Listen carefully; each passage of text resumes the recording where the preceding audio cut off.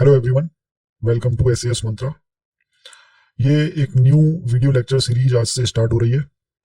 इस video lecture series में हम लोग कवर करेंगे एसएएस के पार्ट 2 का पेपर 9 जो है financial accounting and elementary costing. इस वीडियो लेक्चर सीरीज में हम लोग एसएएस का पूरा सिलेबस कवर करने वाले हैं। मींस अगर आपने इस वीडियो लेक्चर सीरीज को कंप्लीटली देख लिया तो फिर अकाउंटिंग के लिए आपको किसी और सोर्स पे या किसी और बुक को रेफर करने की नीड नहीं है। वाई एसएएस मंत्रा, मतलब एसएएस मंत्रा के ही वीडियो से क्या बेनिफिट होने वाला है। सबसे पहले तो complete coverage of SAS accounting syllabus at one place. आपको जगह जगह अलग अलग सोर्स पे जाने की नीड नहीं होगी। कंप्लीट सिलेबस एक एक पॉइंट इस वीडियो लेक्चर सीरीज में कवर किया जाएगा। Practical approach teaching means only theory नहीं पढ़ाई जाएगी, उसको अप्लाई कैसे करना है और वो प्रैक्टिकल सेंस में अप्लाई कैसे होती है वो भी आपको बताया जाएगा, जिससे आपकी अंडरस्टैंडिंग बढ़ेगी और इंटरेस्ट भी आएगा पढ़ने में। No need to search other sources. जैसा कि मैंने बताया था, ये वीडियोस आपने देख लिए, फिर कहीं और कुछ भी सोर्स ढूंढने की नीड नहीं है। इस सीरीज में आपको क्या क्या प्रोवाइड किया जाएगा? शॉर्ट नोट्स मिलेंगे जिससे आप एग्जाम के टाइम पे अच्छे से रिवाइज कर पाएं क्विकली। डाउट सॉल्विंग क्लासेस रहेंगी। अगर आपको वीडियो देखने के बाद भी कुछ डाउट्स रह जाते हैं तो आप डाउट सॉल्विंग क्लास में अपने डाउट क्लियर कर सकते हैं। मॉक टेस्ट्स दिए जाएंगे, प्रीवियस ईयर्स क्वेश्चन सॉल्व करवाए जाएंगे, जिससे कि आपको इंपॉर्टेंट एरियाज पता चले कि कहाँ से क्वेश्चंस आते हैं। अकाउंटिंग की बात करें तो ब्रॉडली अकाउंटिंग को 3 पार्ट्स में डिवाइड किया गया है: financial accounting, cost accounting and management accounting, जिसमें से financial accounting and cost accounting SAS के सिलेबस में है और ये दोनों चीजें हम लोग इस वीडियो लेक्चर सीरीज में कवर करेंगे। मैनेजमेंट अकाउंटिंग एसएएस के सिलेबस में नहीं है तो इसको हम लोग अभी नहीं देखेंगे। स्टार्ट हम लोग करेंगे फाइनेंशियल अकाउंटिंग से and then cost accounting cover करेंगे।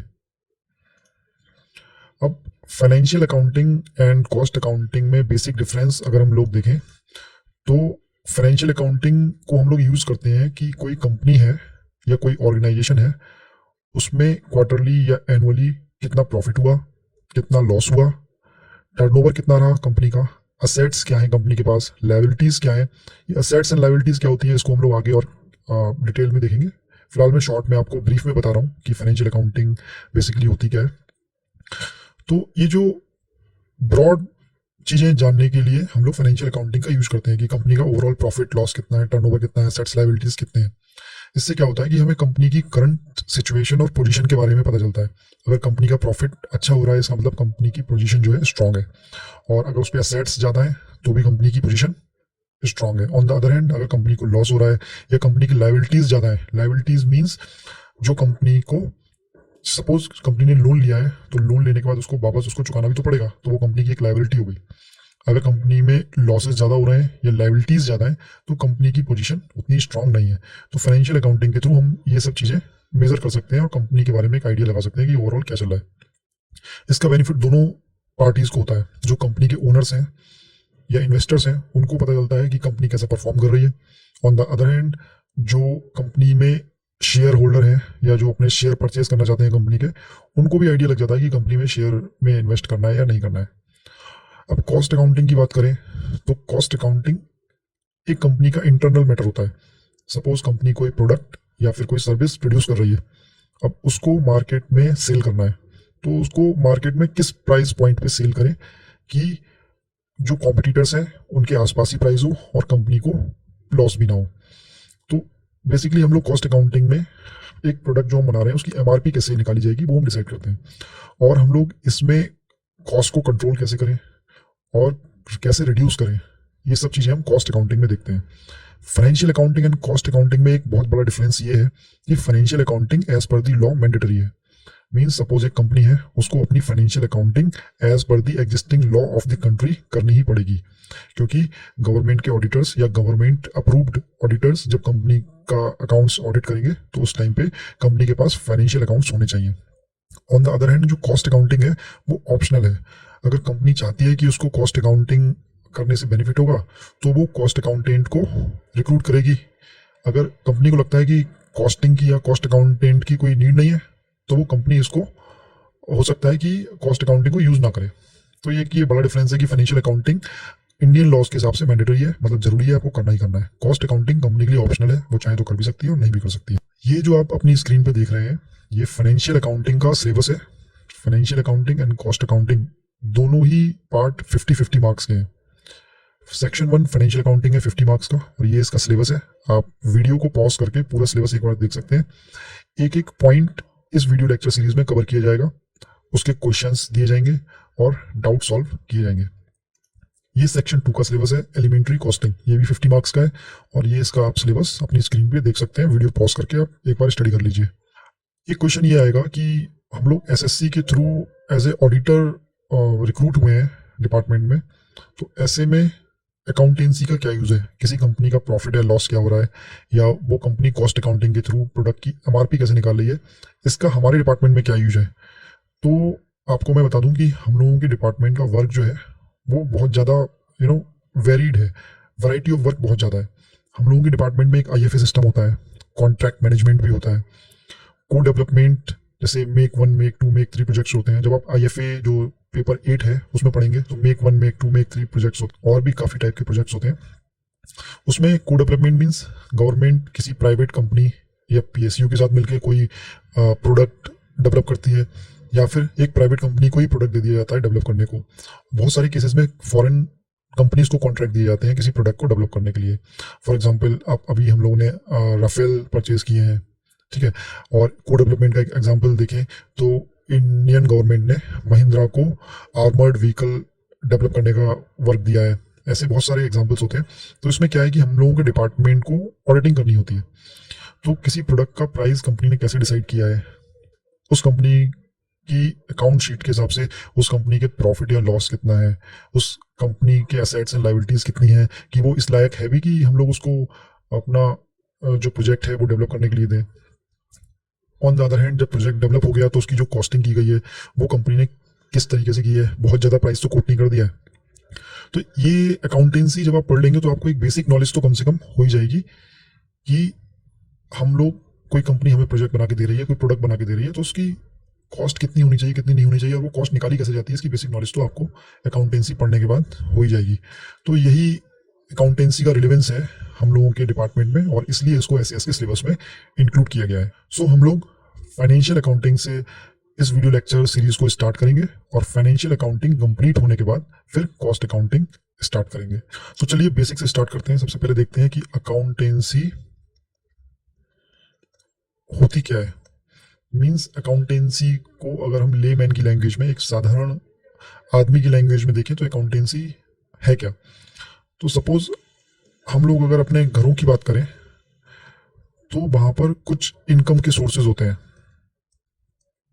और कुछ जगह होती है जहाँ पर हमको एक्सपेंडिचर करना होता है। इनकम सपोज हम लोगों की सैलरी आ रही है घर पे, ठीक है, या फिर हम लोगों ने एफडी में इन्वेस्ट किया हुआ है तो इंटरेस्ट आ रहा है। थर्ड, सपोज हम लोगों ने कोई पोर्शन रेंट पे दिया हुआ है तो रेंट आ रहा है। तो ये हम लोगों की इनकम हो गई कि यहाँ से हम लोगों का इनकम आ रही है। एक्सपेंडिचर की बात करें तो सपोज सबके घरों में ग्रॉसरी आती है मंथली। सेकंड, एजुकेशन पे कुछ खर्चा होता है, फीस वगैरह जाती है बच्चों की। फ्यूल पे हम लोग खर्च करते हैं, पेट्रोल डीजल। इसके अलावा क्लॉथ्स वगैरह परचेज करते हैं। तो ये हमारा इनकम साइड हो गई है, और ये हमारी एक्सपेंडिचर साइड हो रही है। तो हम लोग घरों में क्या करते हैं, अपने लोग मोस्टली इनकम को ऐड कर लेते हैं। सपोज टोटल इनकम जो घर पे आई वो 50,000 आई, ठीक है, हम लोगों ने इनकम साइड को कैलकुलेट कर लिया कि सैलरी इतनी थी, इंटरेस्ट इतना आया, रेंट इतना आया, तो 50,000 इनकम हो गई। इन द सेम पे हम लोग एक्सपेंडिचर कैलकुलेट कर लेते हैं कि ग्रॉसरी पे हमारा इतना एक्सपेंडिचर हुआ, एजुकेशन पे इतना हुआ, फ्यूल पे इतना हुआ। सपोज 30,000 हम लोगों का एक्सपेंडिचर हो गया। तो at the end of the month हम लोग निकाल लेते हैं कि हम लोगों ने सेविंग कितनी की। तो सेविंग कैसे निकलेगी, जो हमारी इनकम है उसमें से एक्सपेंडिचर जो हुआ है उसको माइनस कर दो। तो सिंपल सा है, 20,000 हम लोगों को सेविंग हो गई। तो ये सिंपल एक अकाउंटेंसी का एग्जाम्पल है जो हम लोग अपने घरों में करते हैं। इसके लिए हमें किसी सॉफ्टवेयर की जरूरत नहीं होती, कोई रूल्स रेगुलेशन की जरूरत नहीं होती। सिंपल नोटबुक में हम लोग इसको लिख के कैलकुलेट कर सकते हैं। कभी कभी नोटबुक की जरूरत भी नहीं होती, सिंपल कैलकुलेटर लिया और कैलकुलेट कर लिया तो भी हो जाएगा, या मोबाइल में नोट कर लिया। क्योंकि यहाँ पर नंबर ऑफ ट्रांजेक्शन्स बहुत कम है, 4-5 प्लेस है जहाँ से इनकम आ रही है, और 10, 12, 20 जो कैटेगरी है वहाँ पर एक्सपेंडिचर हो रहा है। तो यहाँ पर नंबर ऑफ ट्रांजेक्शन्स इतने कम है कि हम लोग नोटबुक में एंट्री करके कैलकुलेटर के थ्रू इन सबको कैलकुलेट कर सकते हैं, कोई कॉम्प्लिकेसी नहीं है। तो घरों में हम लोग जो ये सब हिसाब किताब करते हैं इसी को अकाउंटेंसी बोल सकते हैं। ऑन द अदर हैंड एक और एग्जांपल लेते हैं। सपोज एक कोई किराना शॉपकीपर है, ठीक है, किराने की शॉप है। अब किराने की शॉप में क्या होता होगा कि वो होल सेल में सामान परचेज करता है और रिटेल में कस्टमर्स को सेल कर देता है। अब सपोज उसने 100 kg शुगर खरीदा, ठीक है, इसी तरीके से 50 kg दाल परचेज की, 25 kg राइस लेके आया, नंबर ऑफ आइटम्स वो परचेज करके लेके आया। रिटेल में उसने क्या किया कि पूरे मंथ में उसके पास 100 कस्टमर आए, 200 कस्टमर आए, उनको मान लीजिए सपोज 100 में से 80 kg उसकी सिगर सेल हो गई, ठीक है, और 20 में से 50 किलो उसकी दाल पूरी चली गई, ठीक है, राइस भी सेल हो गए। तो वो at the end of month क्या करेगा, अपनी नोटबुक निकालेगा और नोटबुक में वो ये देखेगा कि टोटल उसका एक्सपेंडिचर कितना हुआ, ठीक है, और देखेगा टोटल उसकी सेल कितनी हुई या फिर उसके पास रेवेन्यू कितना आया। तो वो देखेगा कि एक्सपेंडिचर कितना हुआ। सपोज जो उसने सामान परचेज किया था वो टोटल 10,000 का था। सेकंड थिंग, उसने अपनी शॉप पे वर्कर्स रखे हुए हैं कुछ क्लीनिंग के लिए और कस्टमर्स को सामान देने के लिए, उनकी सैलरी मान लीजिए सपोज 5,000 हो गई। कुछ पैकेजिंग मटेरियल पॉलिथीन वगैरह देता था, उसमें 1,000 रुपीज़ खर्च हो गए, ठीक है। इलेक्ट्रिसिटी बिल भी आया होगा, जब शॉप पे फ्रिज वगैरह रखा हुआ है कोल्ड ड्रिंक के लिए, तो इलेक्ट्रिसिटी बिल वगैरह सब जोड़ के 1,500 आ गया। उसके अलावा और भी काफ़ी सारे एक्सपेंडिचर हुए और सब जोड़ के सपोज उसका जो एक्सपेंडिचर हुआ मंथ का वो 40,000 हो गया।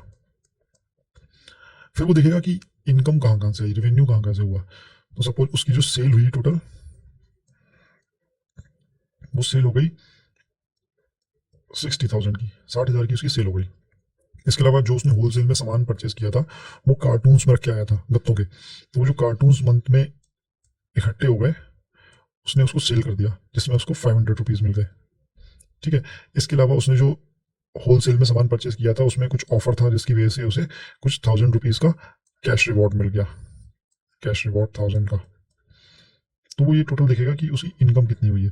तो 60 ये, तो 61,500 उसकी टोटल रिवेन्यू हो गया, ठीक है।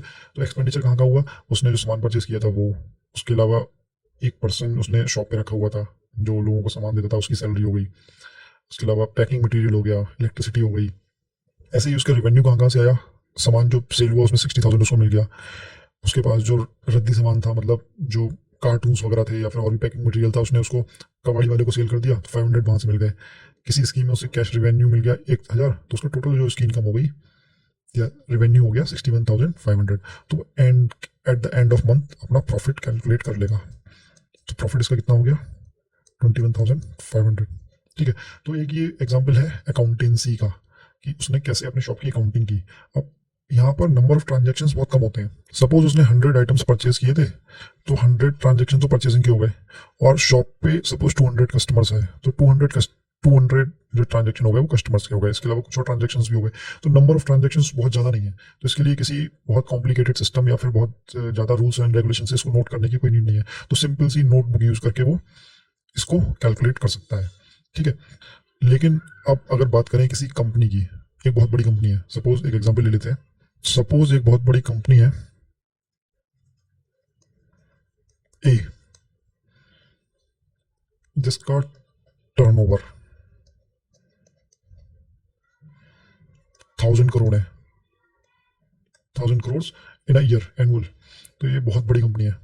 इसमें क्या हुआ, इसमें अगर आपको एक्सपेंडिचर निकालना है,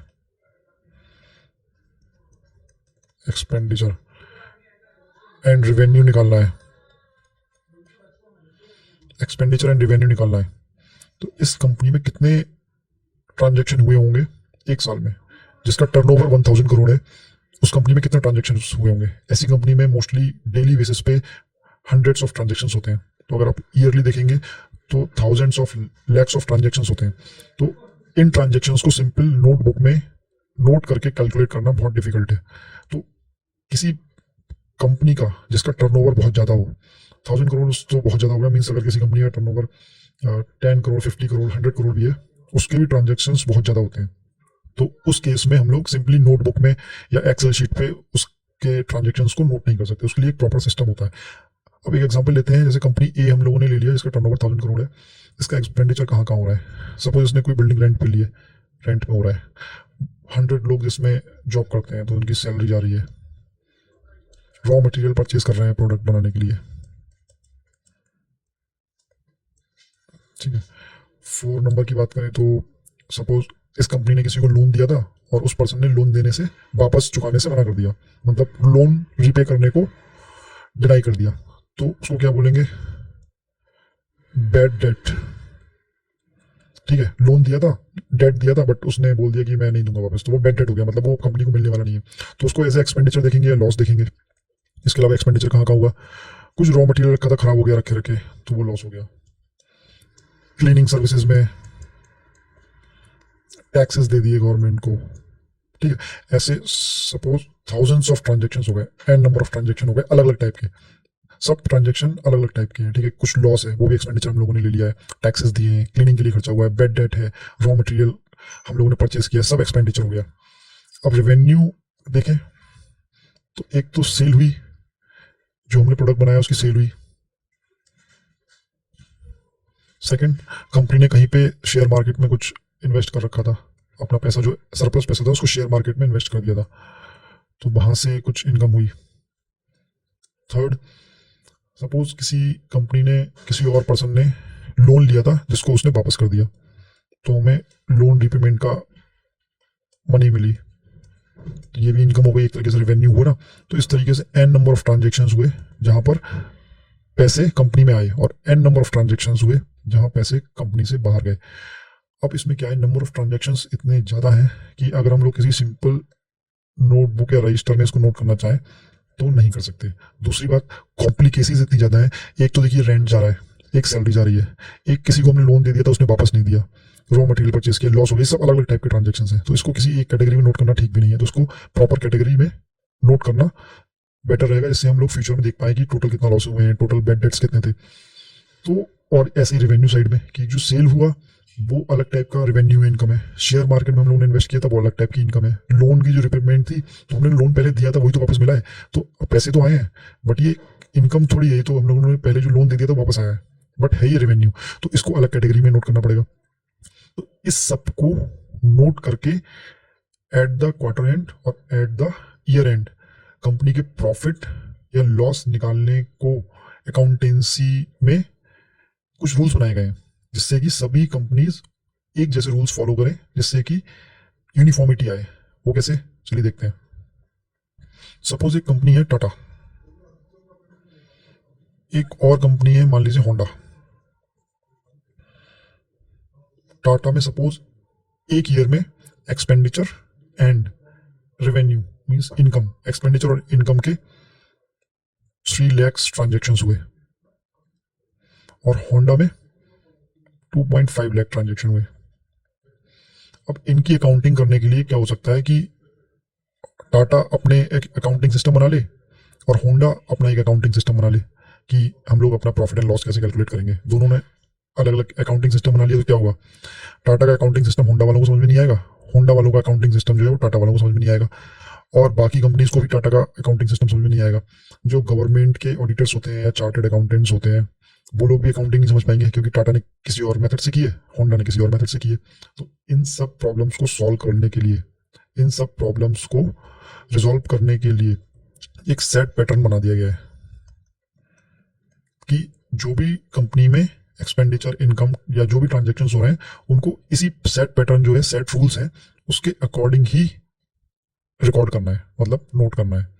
इससे क्या होगा, सेट पैटर्न से क्या होगा, टाटा, होंडा, हुंडई या फिर फिलिप्स, डेल, हजारों जो कंपनी इंडिया में वर्क कर रही है वो सब इसी पैटर्न को फॉलो करेंगी और सेम टाइप के अकाउंट्स बनेंगे, जिससे कि ऑडिटर्स या चार्टर्ड अकाउंटेंट्स उसे इजीली ऑडिट कर सकते हैं और उसमें अगर कुछ प्रॉब्लम है तो उसको सॉल्व कर सकते हैं। इसलिए एक सेट पैटर्न बना दिया गया।